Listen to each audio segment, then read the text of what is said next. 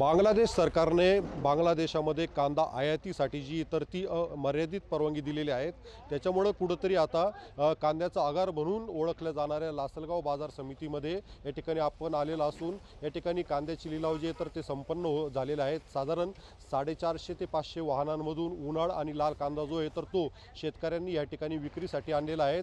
आज जर बघितलं तर शुक्रवारच्या तुलनेमध्ये 100 ते 150 रुपयांची उन्हाळ आणि लाल कांद्याच्या बाजारभावात या ठिकाणी वाढ झाल्याचं चित्र पाहायला मिळत आहे। त्यामुळे शेतकऱ्यांच्या चेहऱ्यावर कुठेतरी आता समाधानाचं वातावरण दिसत आहे, कारण की शुक्रवारच्या दिवशी उन्हाळ कांद्याला सरासरी बाजारभाव जो होता तर तो 1100 रुपये होता। आज मात्र तो 1250 रुपयांवर गेलेला आहे। तर लाल कांद्याचे जे बाजारभाव होते 2200 रुपयांच्या जवळपास होते सरासरी, आज रोजी ते 2350 रुपयांच्या जवळपास गेलेले आहेत।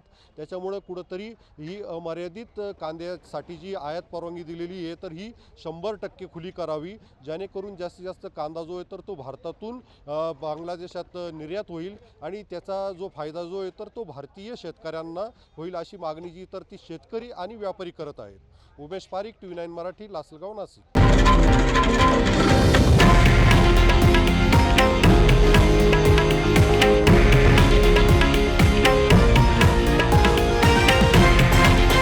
हे आहे देशातील नंबर 1 न्यूज नेटवर्क आणि आपण पाहत आहात TV9 मराठी, एकमेव।